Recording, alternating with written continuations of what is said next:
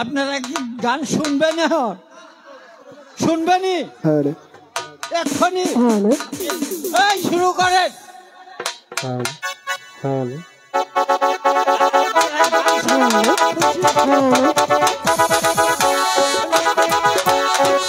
Hello hello ঠিক hello hello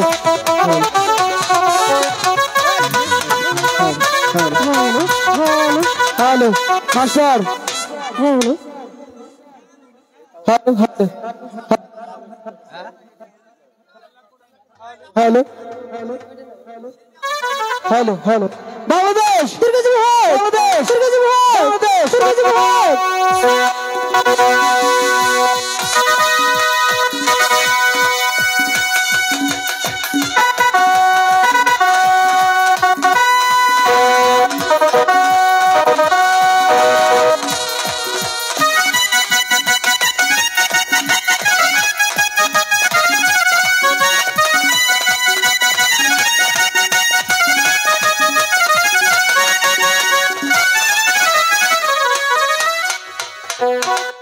hello hello ঠিক hello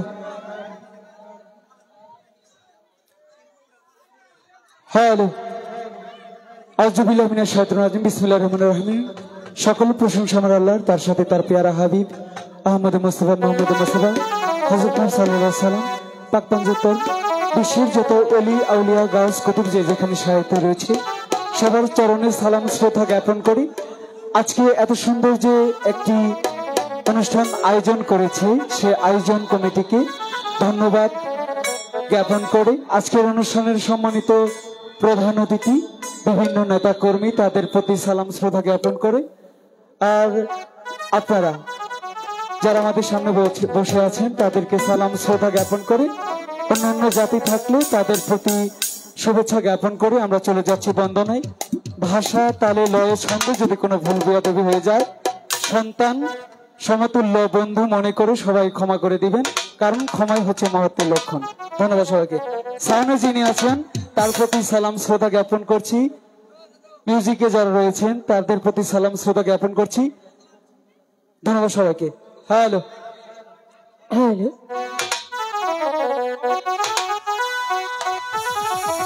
hello sound একটু ভাষা দিবেন আর একটু ই করে দেন। হ্যালো হ্যালো এই তো আমার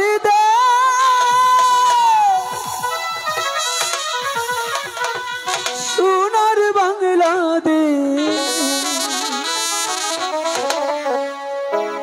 দোয়েল সে মা কোয়েল ডাকে সুরের নাই কাছে, কোয়েল সে মা কোয়েল ডাকে সুরের নাই কাছে।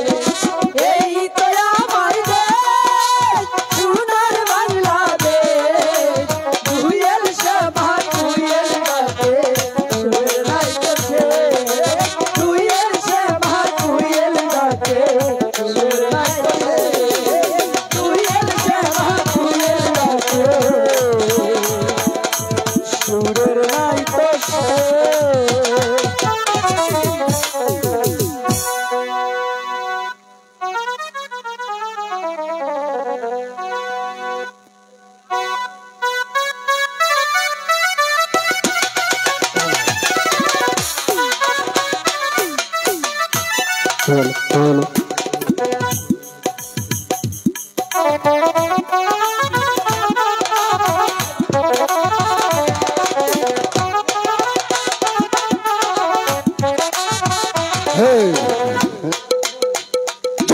ধর্ম তথা জয়, পাপ করলে স্বর্গে যাওয়া যায়।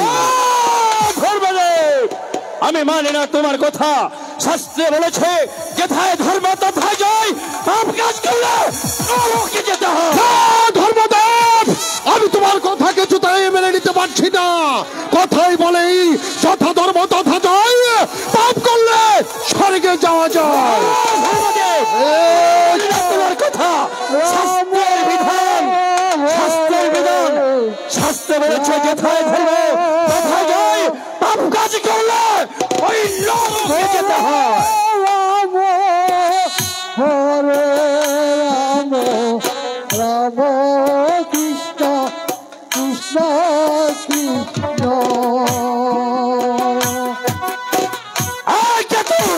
বাবা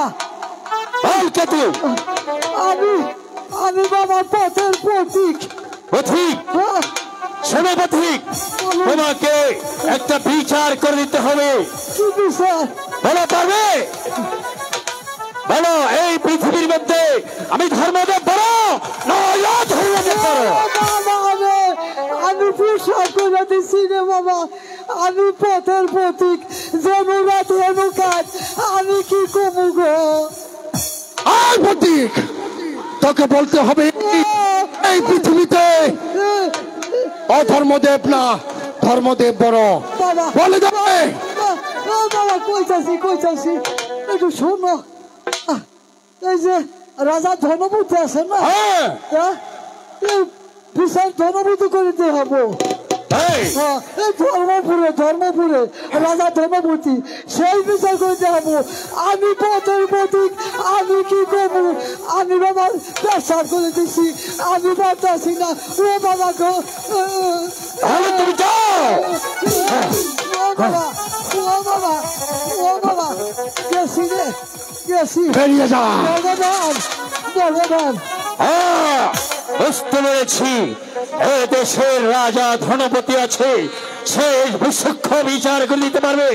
এই মুহূর্তে ছোটে চলে যাবে অধ্যশেষে রাজা ধনপতির কাছে।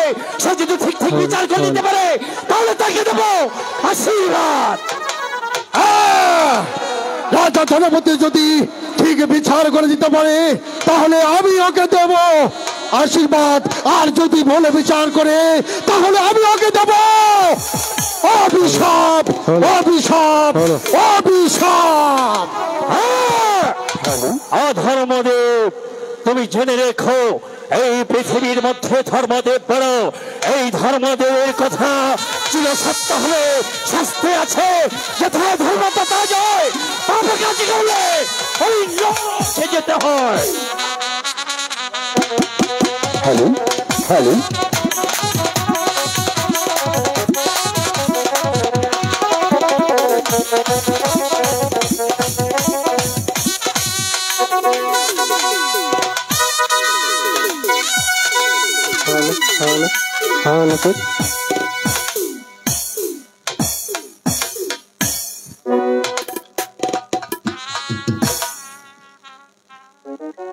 মন্ত্রী জং বাহাদুর, জয় হোক মহারাজের, জয় হোক।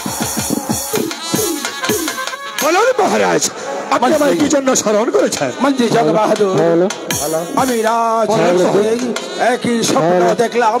আকাশটা যেন মেঘচ্ছন্ন আছে, আকাশটা যেন রাজ্যটা গ্রাস করতে আছে। মহারাজ, স্বপ্ন কোনোদিন বাস্তবে পরিণত হয় না। তা যদি হতো, তাহলে চন্দ্র সূর্য অতীত হতো না, দিবারাত্রি কখনো হয় না। জয় হোক একই সেনাপতি বীর কাসেম হঠাৎ করে দরবারে আগমন। মহারাজ, দুজনে ব্রাহ্মণ আপনার সাক্ষাৎ প্রার্থী। সেনাপতি বীর কাসেম, দুজন ব্রাহ্মণ আমার সাক্ষাৎ প্রার্থী। যাও, ব্রাহ্মণ মহোদয়কে সসম্মানে দরবারে পাঠিয়ে দাও। এই করছি মহারাজ। আই কে আছিস, ব্রাহ্মণদেরকে দরবারে পাঠিয়ে দে। যথা ধর্ম কথা যায়, পাপ করলে স্বর্গে যাওয়া যায়। না ধর্মদেব, আমি মানি না তোমার কথা। শাস্ত্রে বলেছে যেথায় ধর্ম তথায় যায়, পাপ কাজ করলে নরকে যেতে হয়। না ধর্মদেব, আমি তোমার কথা কিছুতেই বিশ্বাস করি না। শাস্ত্রে বলে যথা ধর্ম তথা জয়, পাপ করলে স্বর্গে যাওয়া যায়। না, তোমার কথা কখনো সত্য হতে পারে না। কিন্তু তুমি কি রাজা ধনপতি? হ্যাঁ, আমি রাজা। বলুন আপনারা কি? রাজা ধনপতি, আমি তোর থেকে তোমার অনেকে সুখ্যাতি শুনে আমরা অত্যাচারে ছুটে যেতে তোমার হত্যা পারি। বলুন আপনাদের কি আবেদন? আমাদের একটা বিচার করে দিতে হবে। বিচার?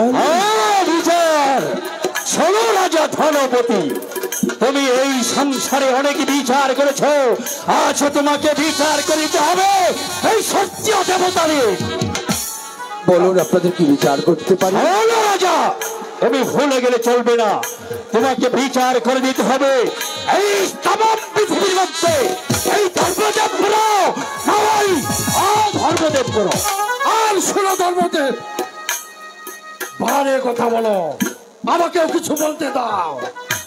শোনো রাজা ধনপতি, বলুন তুমি এই ধর্মের রাজ্যের অধিপতি, তাই তুমি একটি বিচার করে দেবে।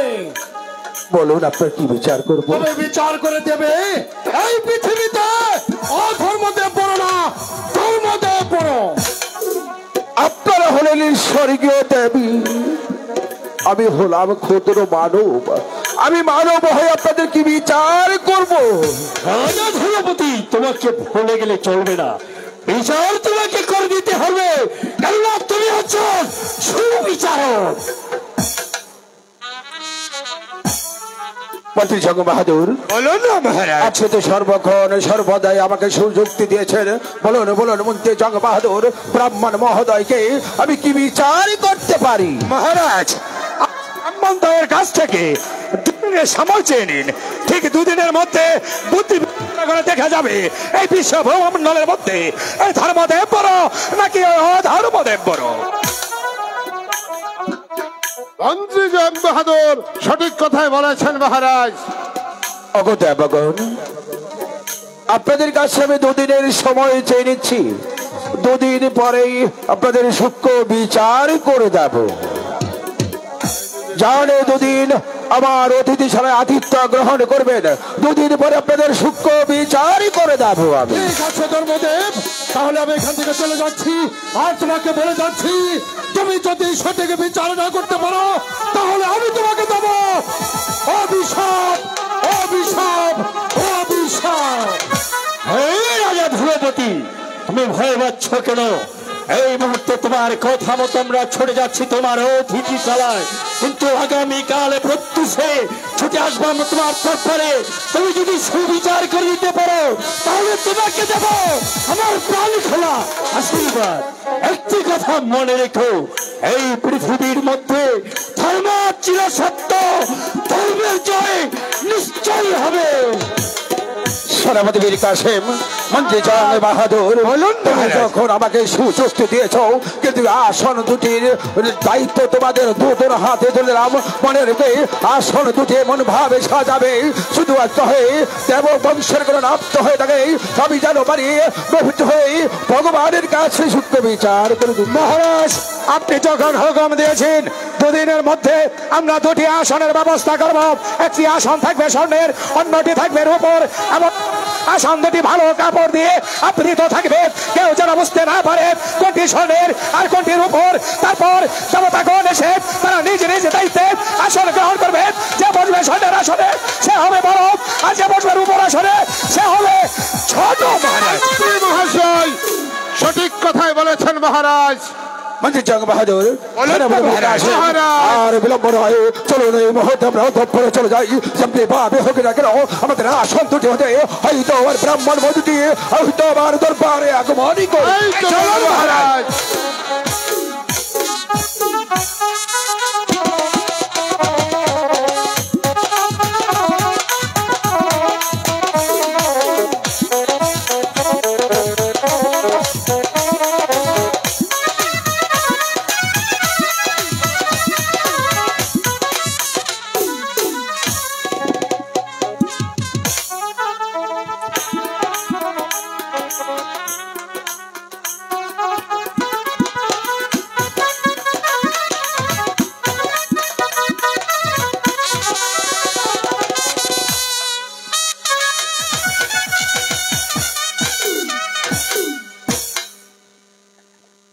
মন্ত্রী জং বাহাদুর, বলুন না মহারাজ। সেনাপতি মীর কাসেম, মহারাজ ব্রাহ্মণ মহোদয় হয়তো এখনো বিলম্ব করছে কেন, এখন পর্যন্ত তার বাড়ি আসছে না কেন? মহারাজ ব্রাহ্মণ দয় ওই তো আসছে মহারাজ। যথা ধর্ম তথা জয়, পাপ করলে স্বর্গে যাওয়া যায়। আমি মানি না তোমার কথা। শাস্ত্রের বিধান যেথায় ধর্ম তথায় জয়, পাপ কাজ করলে ওই নরকে যেতে হয়। রাজা ধনপতি, তুমি আমাদের বিচার করে দাও। বিচার? হ্যাঁ হ্যাঁ হ্যাঁ, আমাকে যে বিচার করতে হবে। আমি যে ধর্মপুরের অধিপতি রাজ্য হয়েছি, আমি যে রাজা ধনপতি তোমাদের কথা দিয়েছি, আমি বিচার করবো। অগদেবঙ্গন, আমি এক কাজ করেন, যার যার সিংহাসন উপবাসন করলে বুঝতে পারবেন কে পৃথিবীতে বড় কে ছোট। ঠিক আছে।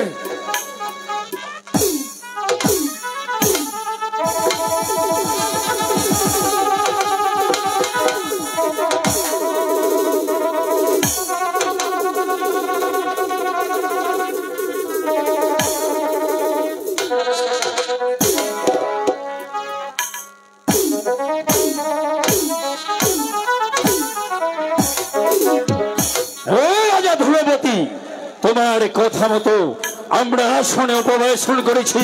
এবার বলে দাও, এই পৃথিবীর মধ্যে ধর্মদেব বড় আর ওই অধর্মদেব বড়? দেবগণ, যার যার আসন অনুমোচন করলে বুঝতে পারবেন পৃথিবীতে কে বড় আর কে ছোট।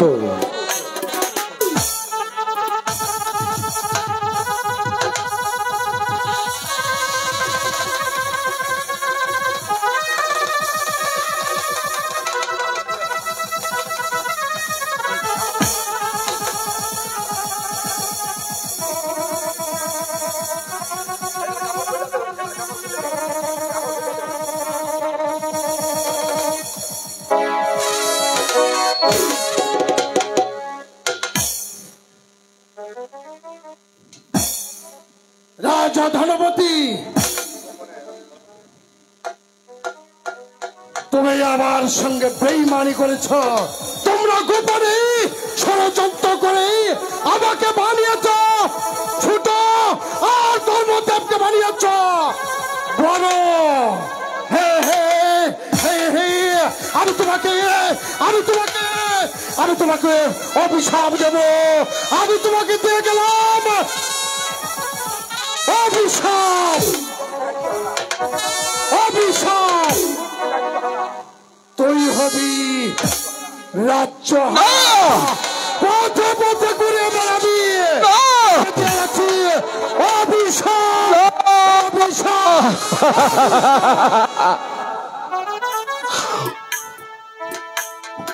ধর্মদেব, অধর্মবিধি আমাকে অভিশাপ দিয়ে গেল, বলে গেল ওরে রাজা ধনপতি, প্রথমত হবে তুই রাজ্য হারা, দ্বিতীয়ত হারাবি তোর নারীকে।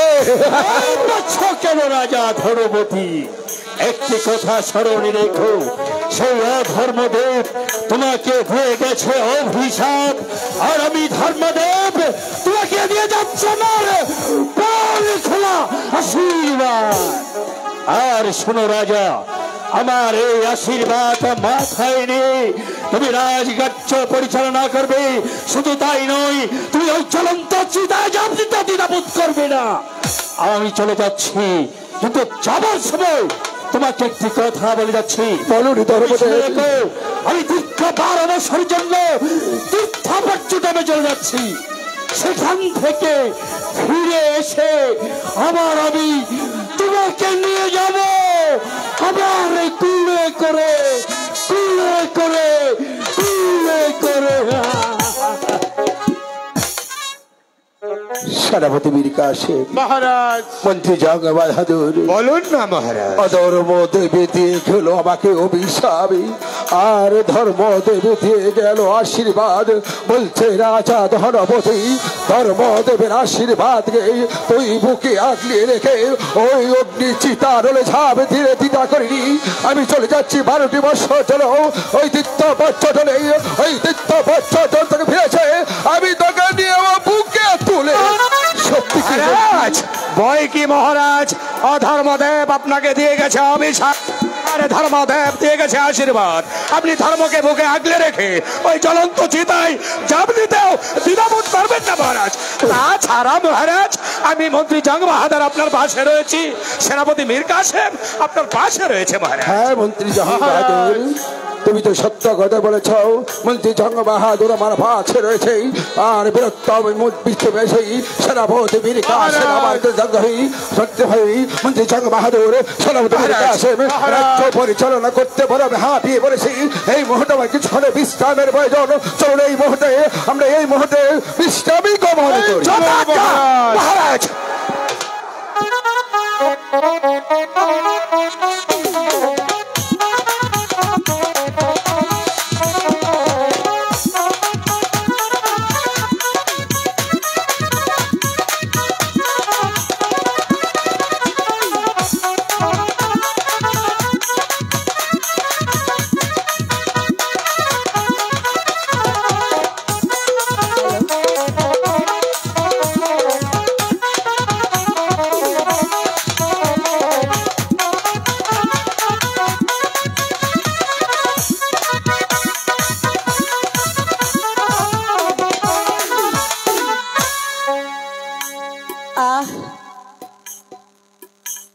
আমি যে আর সহ্য করতে পারছি না দাসী।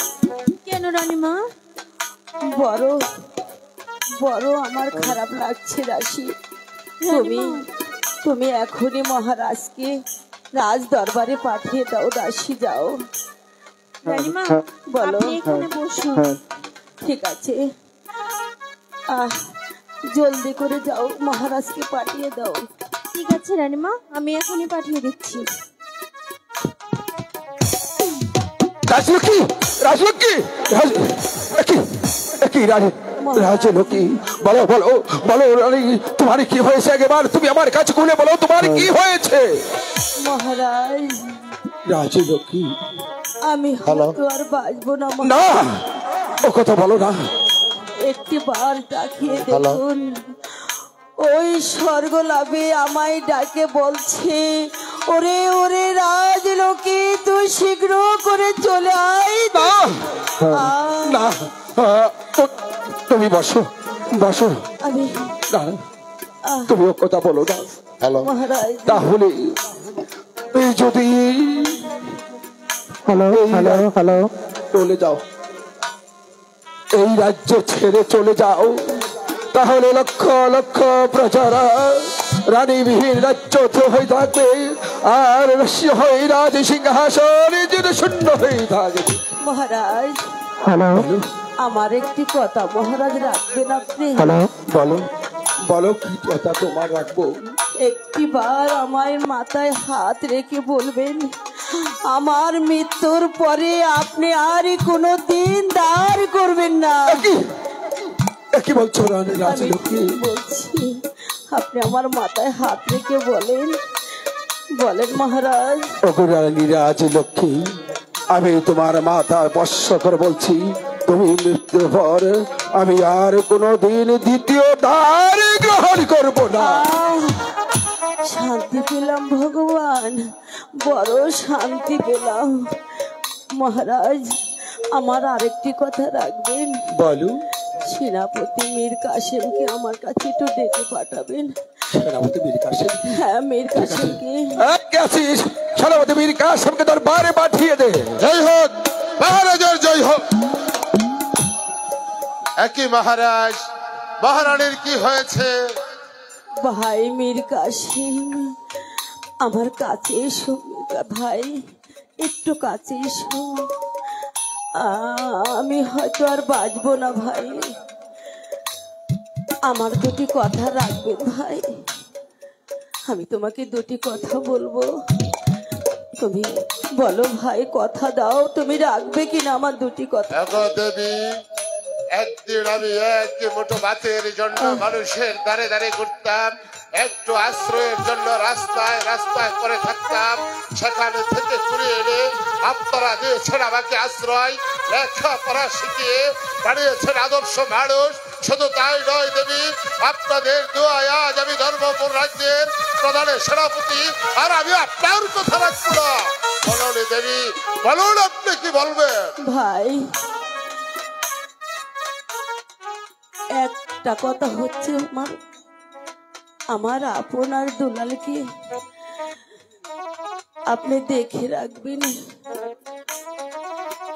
মহারাজ, আপনার দুলালকে একটু ডেকে দিবেন। হ্যাঁ, এই যে আছিস, সিংহের আপনার দুলালকে দরবারে পাঠিয়ে দে। আহ, আহ,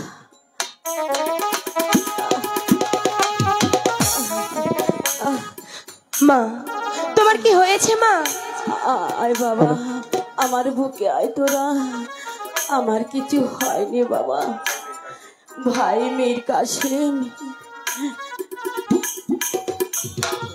আমি তোমাকে বলেছিলাম না, আমার দুটি কথা রাখবে। আমার দুটি বুকের মানিক আপনার দুলালকে আমি তোমার হাতে তুলে দিয়ে যাচ্ছি ভাই।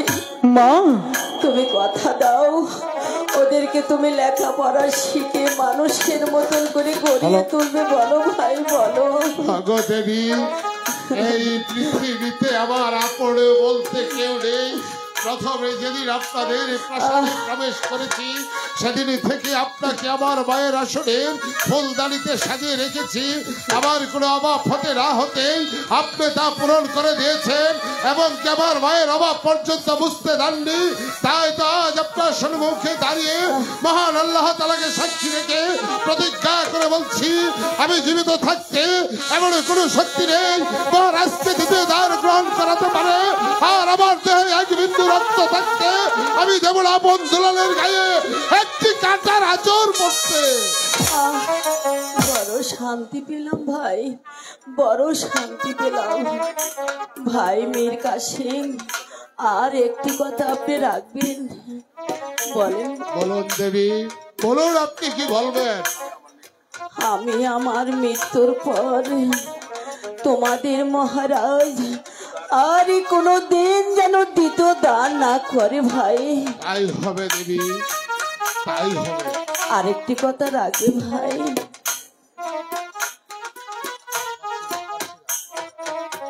মহারাজ আমি আর পারছি না মহারাজ, ওরে আপন, আমাকে শক্ত করে তোলার মহারাজ। বাপ, তোরা যা, তোরা একটু ফুল বাগানে খেলা কর গিয়ে, ঠিক আছে পিতা, আবার তোদের ডাকবো। আমরা দু ভাই তাই যাচ্ছি পিতা। চলো দাদা।